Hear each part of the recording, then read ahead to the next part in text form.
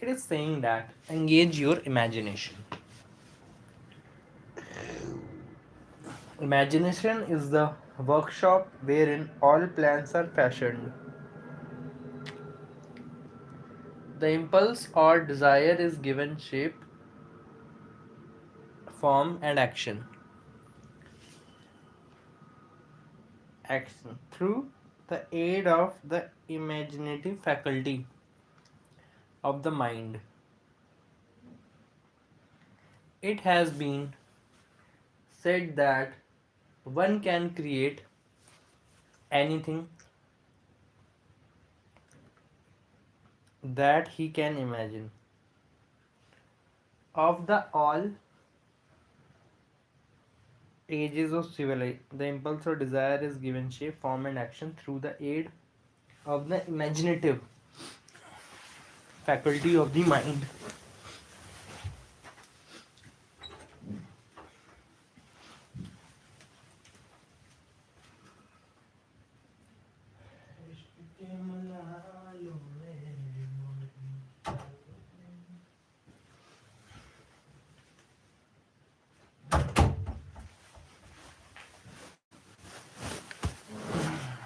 Imagination is a workshop wherein all plans are fashioned. The impulse or desire is given shape, form, and action through the aid of the imaginative faculty of the mind.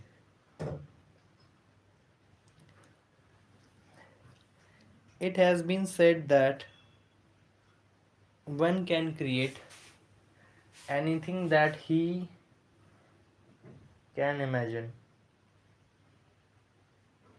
Of the all ages of civilization, this is the most favorable for the development of imagination,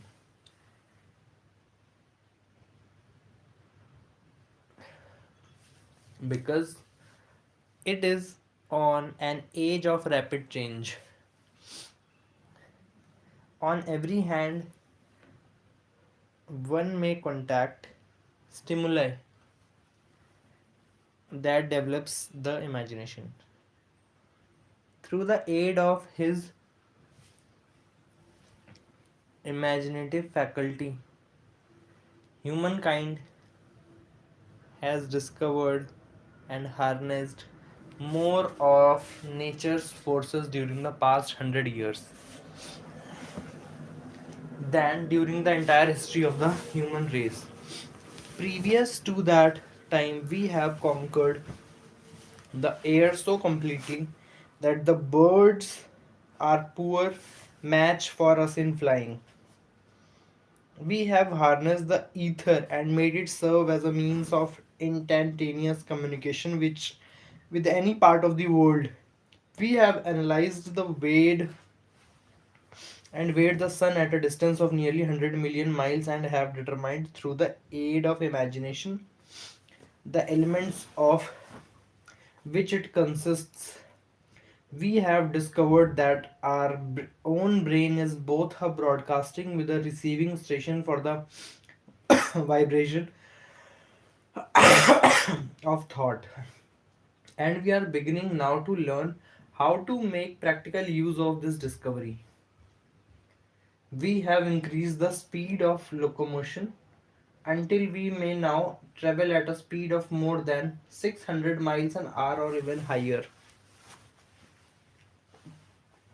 We have increased the speed of locomotion until we have now traveled a speed of more than 600 miles an hour or even higher. Our own imagination within reason lies in the development and use of our imagination. We have not yet reached the apex of development in the use of our imaginative faculty. We have merely discovered that we have an imagination and have commenced to use it in a very elementary way. Our only limitation within reason lies in the development and use of our imagination. Keep in mind as you follow these principles that the entire story of how one may convert desire into money can't be told in one statement. The story will be complete only when one has mastered, assimilated, and begun to make use of all the principles. Two forms of imagination. The imaginative faculty functions in two forms. Synthetic imagination. Through this faculty, one may arrange old concepts, ideas, or plans into new combination. This faculty creates nothing. It merely works with what it is fed in the forms of experience, education, and observation. It is the faculty used most by the inventor, with the exception of the genius, who draws upon the creative imagination when he cannot solve his problem through synthetic imagination. Creative imagination. Through the faculty of creative imagination, the finite mind of humankind has direct communication with infinite intelligence. It is the faculty through which hunches and inspirations are received. It is by this faulty faculty that all basic or new ideas are developed. It is through this faculty all basic or new ideas are developed. It is through this faculty that thought vibrations from the minds of others are received. It is through this faculty that one individual may tune in or communicate with the subconscious minds of others. The creative imagination works automatically and functions only when the conscious mind is vibrating at an exceedingly rapid rate. As, for example, when the conscious mind is stimulated through the emotions of a strong desire. तुम जब पास आए डूबने का यूं बहाना करके.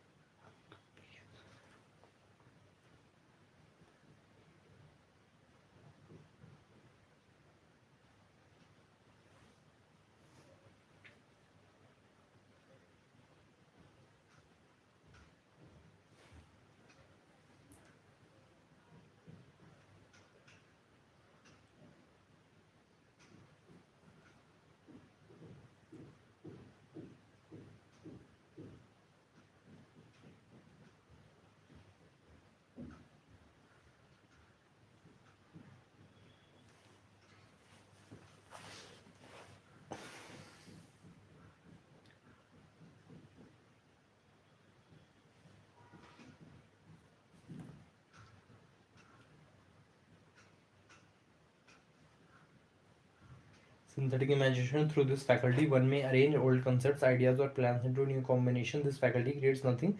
It merely works with what it is fed in the forms of experience, education, and observation. It is the faculty used most by the inventor, with the exception of the genius, who draws upon the creative imagination when he can't solve his problem through synthetic imagination.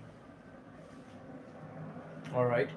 Creative may hunches and inspirations are received. It is by the faculty that all basic or new ideas are developed. It is through this faculty that thought vibrations from the minds of others are received. It is through this faculty that one individual may tune in or communicate with the subconscious mind of others. The creative imagination works automatically and functions only when the conscious mind is vibrating at an exceedingly rapid rate. For example, when the conscious mind is stimulated through the emotion of a strong desire.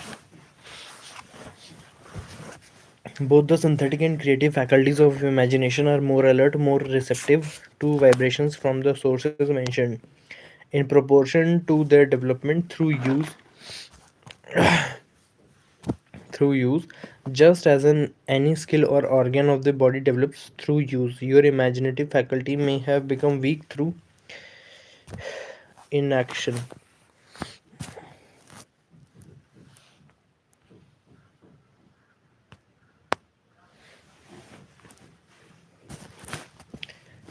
Because they develop just as any skill or organ of the body develops through use, your imaginative faculty may have become weak through inaction, but it can be reviewed and made alert through use. The great leaders of business, industry, finance, and the great artists, musicians, poets, and writers became great because they developed the faculty of creative imagination. Center your attention for the time being on the development of the synthetic imagination because this is the faculty that you will use more often in the process of converting desire into money. However, However, in the process of transforming the impulse of desire into money, you may face circumstances and situations which demand use of the creative imagination as well. Transformation of the intangible impulse of desire into the tangible reality of money calls for the use of plan or plans. These plans must be formed with the aid of imagination and mainly with the synthetic imagination. Read the entire book through then come back to this chapter and begin at once you to put your imagination to work on the building of a plan or plans for the transformation of your desire into money. Desire is only a thought, an impulse. It is nebulous and ephemeral. It is abstract and of no value until it has been transformed into its physical counterpart. Imagination builds the plan that transmutes into transmute desire into its physical counterpart. It builds the bridge between desire and the object of desire. Object of desire. How to develop your imagination. There are numerous ways to nurture creativity and develop your imagination. Here are few you might want to try. Read widely. The more information you feed your synthetic imagination, the more it has to work within organizing knowledge to formulate new ideas and plans. Reading from a variety of sources on a variety of topics expand the reach of your synthetic imagination. Be curious, ask questions. Curiosity is a symptom of a thirsty imagination.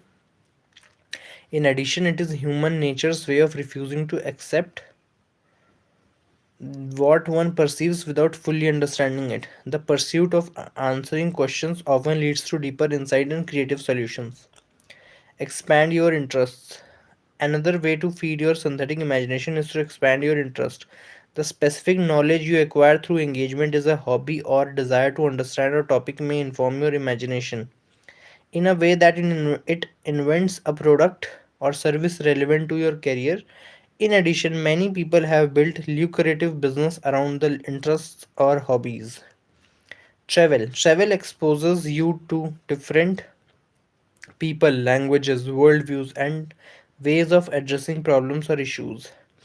Converse with other creative people. Sharing ideas with others in your mastermind group is a way to tap the power of collective imagination, which way involve both synthetic and creative imagination.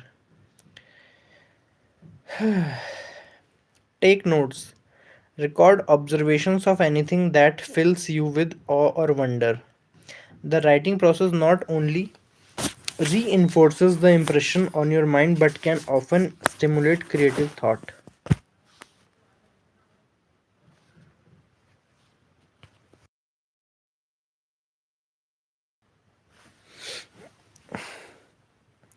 Often stimulate creative thought. Retreat in nature. Spend time in nature, either camping or going on nature walks to open your mind to a universal consciousness. At least one study or by psychologists from the University of Utah and University of Kansas in 2012 shows that backpackers scored 50% higher on a creativity test after spending 4 days in nature. All right. Practice mindfulness. Creativity occurs in the neocortex, but only when the brain isn't preoccupied or overwhelmed with other concerns like emotional imbalances and survival concerns. Mindfulness and other meditation techniques calm other areas of brain to allow the neocortex to do its job. Several companies, including the Walt Disney Company and Google, have implemented meditation programs to boost creativity in employees.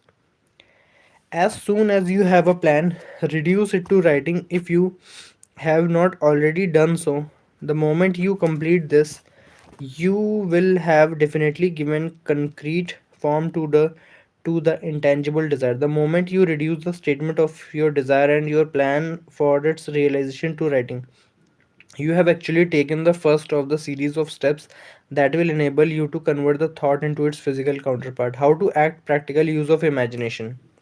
How to make, like knowledge, imagination must be implied in order to create something of value. ज्ञान की तरह imagination भी apply करी जानी create of something of value in terms of thinking and growing rich. Imagination can be applied to accomplish the following. Devise plans. The imagination is responsible for devising plans and transmute intangible desire into the acquisition of the object of the desire. Overcome obstacles. When obstacles are encountered, the imagination after often delivers ways to overcome or work around those obstacles. Many of the most lucrative inventions are nothing more than imaginative solutions to problems.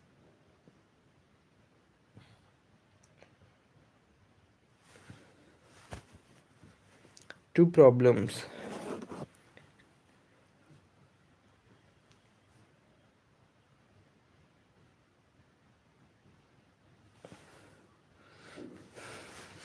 Address unmet or undeserved needs.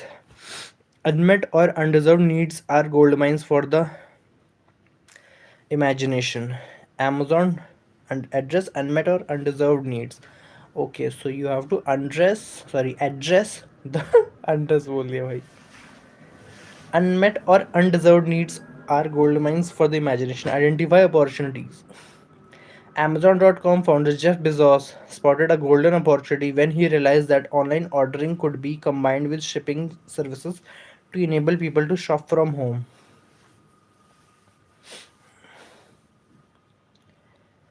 A properly nurtured imagination requires no extra effort on your part to devise plans or creative solution. It does not require reasons. All you need is a thought, defined in step 1 as definite idea combined with purpose, persistence, burning desire, and faith. Your imagination will deliver the plan or solution, no hard work required. If you are one of those who believe that hard work and honesty alone will bring riches, perish the thought. It is not true. Riches, when they come in huge quantities, are never the result of hard work. Riches come if they come at all in response to definite demands, based upon the application of definite principle and not by chance or luck. Generally speaking, an idea is an impulse of thought that impels action by an appeal to the imagination. All master sales reps representatives knows that ideas can be sold where merchandise cannot. Ordinary sales representatives do not know this, that is why they are ordinary. Okay, so basically we have to sell ideas. There is no standard price on ideas. The creator of ideas makes his own price, and if he's smart, gets it. Do not depend on favorable breaks or good luck. Millions of people go through life hoping for favorable breaks. Perhaps a favorable break can get one an opportunity, but the safest plan is not to depend upon luck. It was a favorable break that gave me the biggest opportunity of my life. However, 25 years of determined effort had to be devoted to that opportunity before it became an asset. The break consisted of my good fortune is meeting and gaining the cooperation of Andrew Carnegie. On that occasion, Carnegie planted in my mind the idea of organizing the principles of achievement into philosophy of success. Thousands of people have profited by the discoveries made in the 25 years of research, and several fortunes have been accumulated through the application of the philosophy. The beginning was simple. It was an idea that anyone might have developed. The favorable break came through carnage. The favorable break came through carnage, but what about the determination, definiteness of purpose, the desire to attain the goal, and the persistent effort of 25 years. It was no ordinary desire that survived disappointment, discouragement. अरे यार.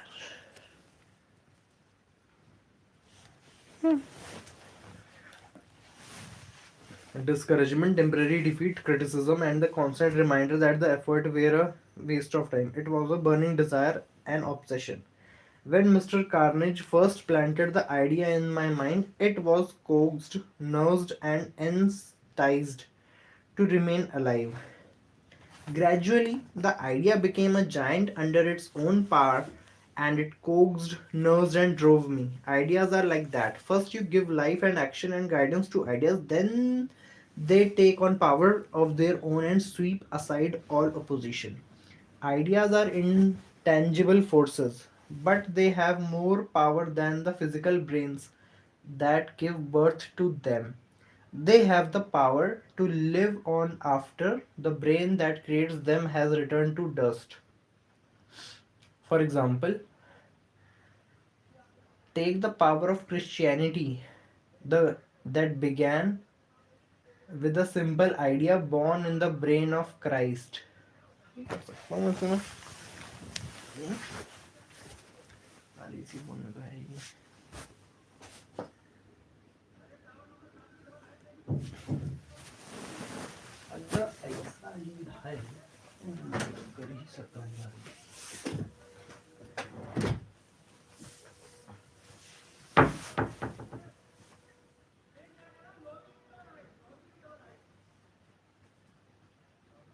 तुम जो पास आए डूबने का ये बहाना लेकर.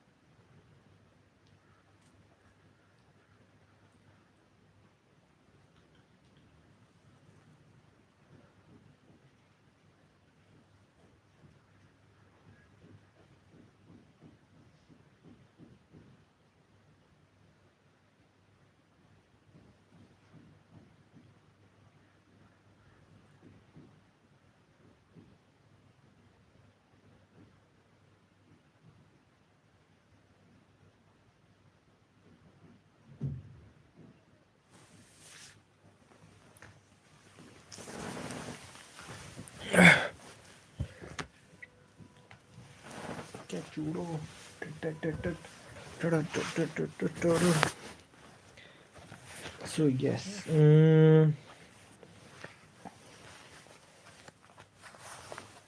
ideas are intangible forces, but they have more power than the physical brains that give birth to them. They have the power to live on after the brain that creates them has returned to dust. For example, take the power of Christianity that began with a simple idea born in the brain of Christ. Its chief tenet was do unto others as you would have them do unto you.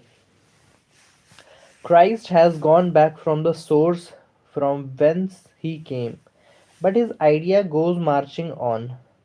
Someday it may grow up and come into its own. Then it will have fulfilled Christ's deepest desire. The idea has been developed only 2000 years. Give it time.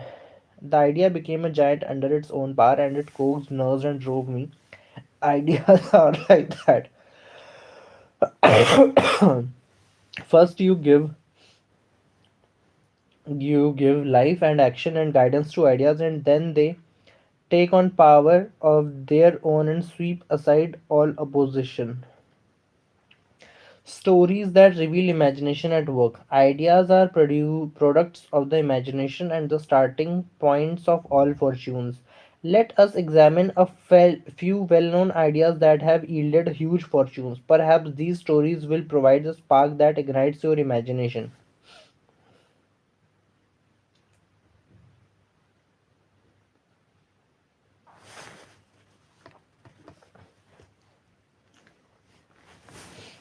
Huge fortunes. Perhaps these stories will provide the spark that ignites your imagination to conceive an innovation that you can use to start to accumulate riches.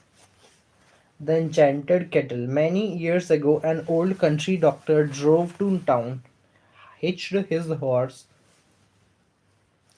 quietly slipped into a drug store by the back door, and began dickering with the young pharmacy clerk. His mission was destined to yield great wealth to many people. It was destined to bring to the South the most far-flung benefit since the Civil War. For more than an hour, behind the prescription counter, the old doctor and the clerk talked in low tone. Then the doctor left. He went out to the buggy, and brought back a large, old-fashioned kettle and a big wooden paddle used for stirring the contents of the kettle, and deposited them in the back of the store. The clerk inspected the kettle, reached into his inside pocket, took out a roll of bills, and handed it over to the doctor. The roll contained exactly 500, the clerk's entire saving. The doctor handed over a small slip of paper on which was written a secret formula. The words the words on that small slip of paper were worth a king's ransom. But not to the doctor. Those magic words were needed to start the kettle to boiling. But neither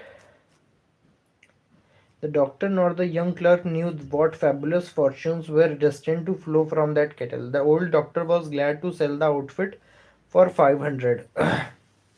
The money would pay off his debts and give him freedom of mind. The clerk was taking a big chance by staking his entire life saving on a mere scrap of paper and an old kettle. He never dreamed his investment would start a kettle to overflowing with gold that would surpass the miraculous performance of Aladdin's lamp. Okay. What the clerk really purchased was an idea. The old kettle, the wooden paddle, and the secret message on the slip of paper were incidental. And strange performance of that kettle began to take place after the new owner mixed with the secret instructions an ingredient of which the doctor knew nothing.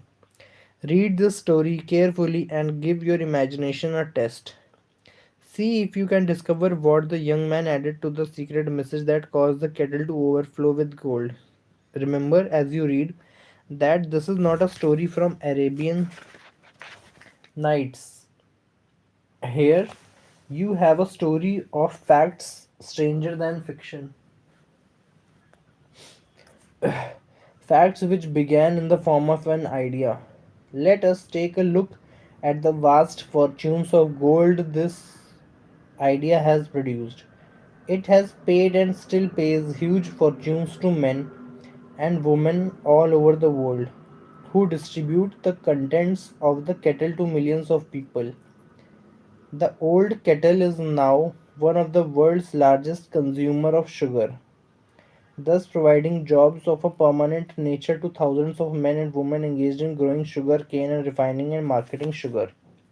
The old kettle consumes annually millions of plastic bottles and aluminum cans, providing jobs to huge number of workers in the bottling industry. The old kettle gives employment to an army of clerks, copywriters, and advertising experts throughout the nation.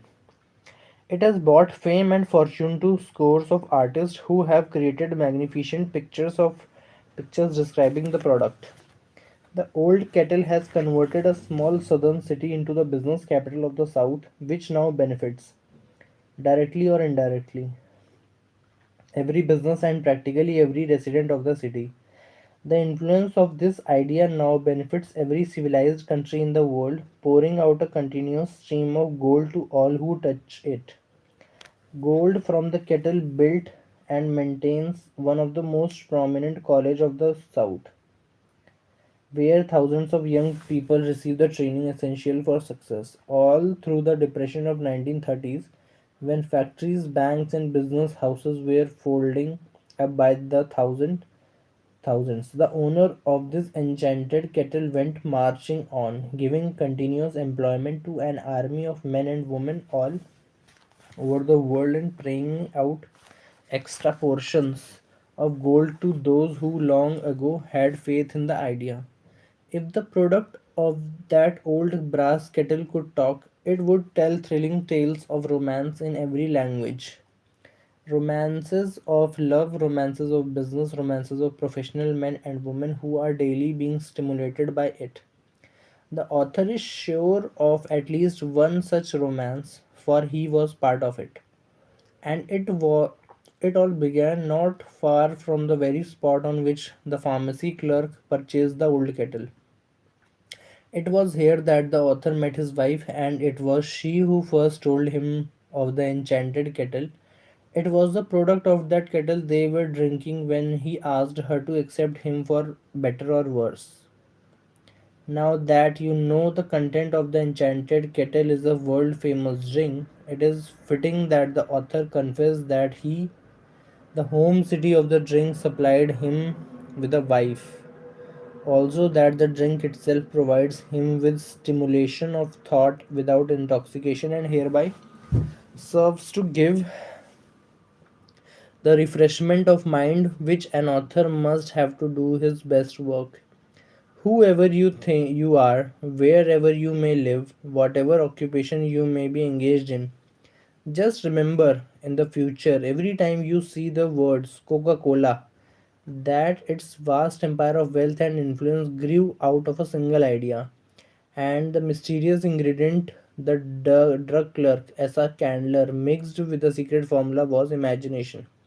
Stop and think about that for a moment. Remember also that the 13 steps to riches described in this book were a media through which the influence of Coca Cola has been extended to every city, town, village, and crossroads of the world, and that any idea you may create as sound as meritorious as Coca Cola has the possibility of duplicating the stupendous record of the worldwide thirst killer. Truly, thoughts are things, and their scope of operation is the world itself. Uh, Country doctor drove to town.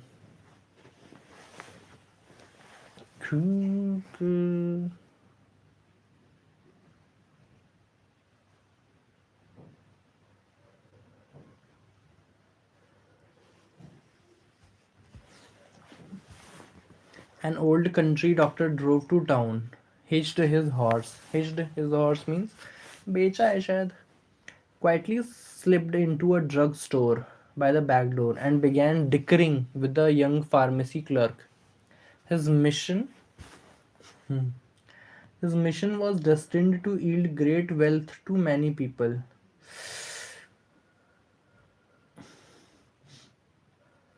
It was destined to bring to the South the more far-flung benefits since the Civil War. For more than an hour behind the prescription counter, the old doctor and the clerk talked to in low tones. Back door. He went out to the buggy and brought back a large old-fashioned kettle and a big wooden paddle, used for stirring the contents of the kettle, and deposited them in the back of the store. The clerk inspected the kettle, reached into his inside pocket, took out the two rolls of bill and handed it over the doctor. The roll contained exactly 500, the clerk's entire savings. The doctor handed over a small slip of paper on which was written a secret formula. The words on that small slip of paper were worth the king's ransom, but not to the doctor. Those magic words were needed to start the kettle to boiling, but neither the doctor nor the young clerk knew that fabulous fortunes were destined to flow from that kettle. The old doctor was glad to sell the outfit for $500. The money would pay off his debts and give him freedom of mind.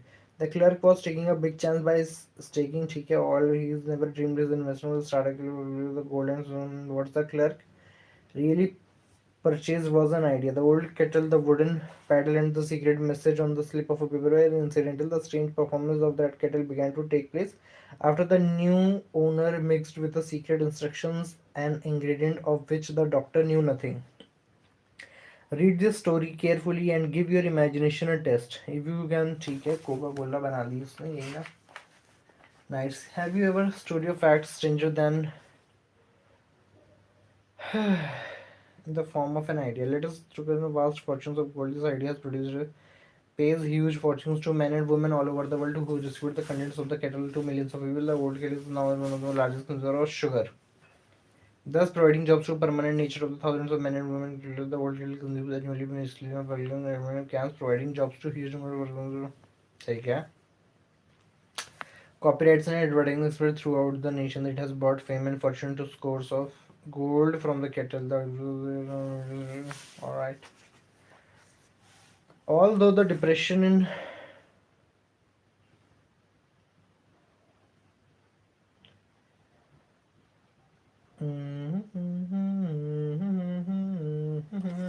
women all over the world and paying out extra portions of gold to those who long ago had faith in the idea. Coca-Cola, accepting for better or worse.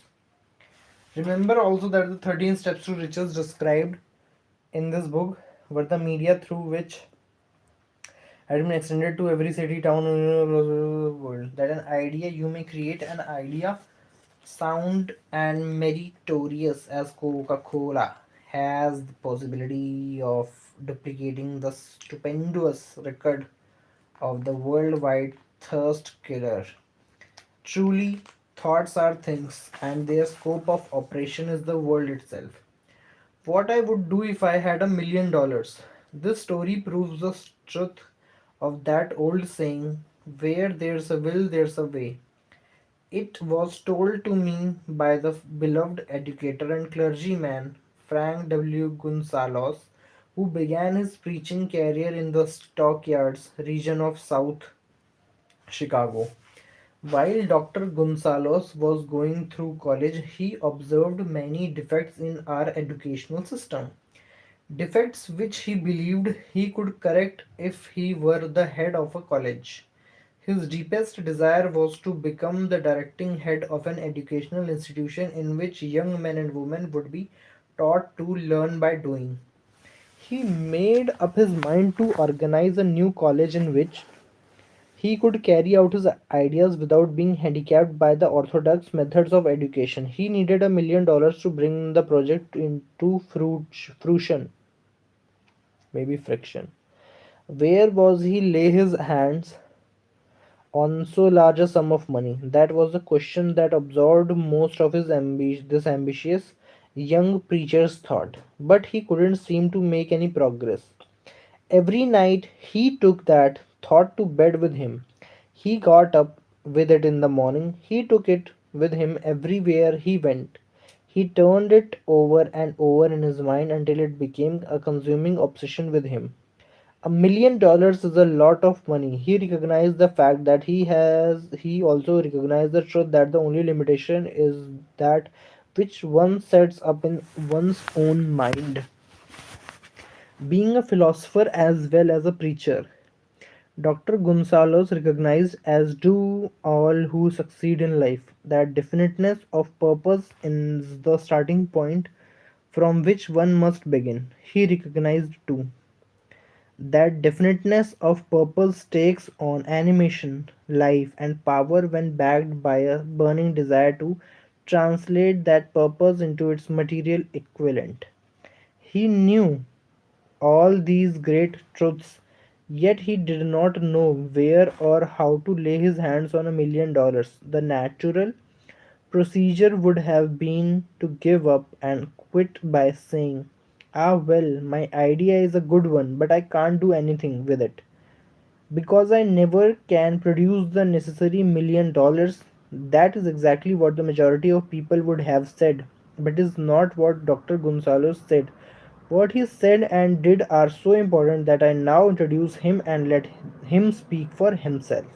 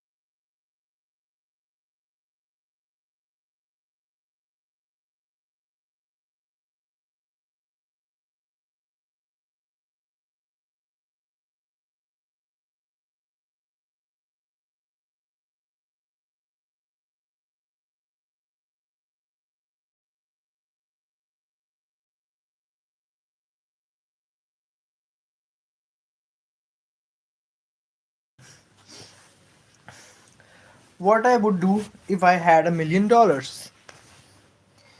So, yes. One Saturday afternoon, I sat in my room thinking of ways and means of raising the money to carry out my plans. For nearly 2 years, I had been thinking, but I had done nothing but think. The time had come for action. I made up my mind then and there that I would get the necessary $1 million within a week. How? I was not concerned about that. The main thing of importance was the decision to get the money within a specified time. And I want to tell you that the moment I reached a definite decision to get the money within a specified time, a strange feeling of assurance came over with me, such as I had never before experienced. Something inside me seemed to say, why did you reach that decision a long time ago? The money was waiting for you all the time. Things began to happen in a hurry. I called the newspaper and I announced I would preach a sermon the following morning entitled What I Would Do If I Had $1 Million. I went to work on the sermon immediately, but I must tell you frankly, the task was not difficult because I had been preparing that sermon for almost 2 years. The spirit behind it was a part of me. Long before midnight, I had finished writing the sermon. I went to bed and slept with a feeling of confidence, for I could see myself already in possession of the $1 million. Next morning, I arose early, went into the bathroom, and read the sermon, then knelt and prayed that the sermon might come to the attention of someone would supply the needed money. While I was praying, I again had the feeling of assurance that the money would be forthcoming. In my excitement, I walked out without my sermon and did not discover the oversight until I was in the pulpit and about to ready to begin delivering it. It was too late to go back for my notes, and what a blessing that I couldn't go back. Instead, my own subconsciousness mind yielded the material I needed. When I when I arose to begin my sermon, I closed my eyes and spoke with all my heart and soul of my dream. I not only talked to my audience, but I fancy I talked also to God. I told what I would do with $1 million if that amount were placed in my hands. I described the plan I had in mind for organizing a great educational institution where young people would learn to do practical things and at the same time develop their minds. When I finished and sat down, a man slowly arose from his seat, about 3 rows from the near rear, and made his way towards the pulpit. I wondered what he was going to do. He came into the pulpit, extended his hands, and said, Reverend, Reverend, I liked your sermon. I believed you can do everything you said you would if you had $1 million. To prove that I believe in you and your sermon, if you will come to my office tomorrow morning, I will give you the $1 million. My name is Philip D. Armour. Young Gonzalez went to Mr. Armour's office and $1 million were presented to him. With the money, he founded the Armour's Institute of Technology. That is more money than the majority of preacher ever see in an entire lifetime. Yet the thought impulse behind the money was created in the young preacher's mind in a fraction of a minute. The necessary $1 million came as a result of an idea served up my imagination. Behind the idea was a desire that young Gonzalez had been nursing in his mind for almost 2 years. Observe this important fact. Gonzalez got the money within 36 hours after he reached a definite decision in his own mind to get it and decided upon a definite plan for getting it. There was nothing new or unique about young Gonzalez' vague thinking about $1 million and weekly. hoping for it. Others before him have had similar thoughts. But there was something very unique about the decision he reached on that memorable Saturday. When he put vagueness into the background and definitely said, I will get that money within a week.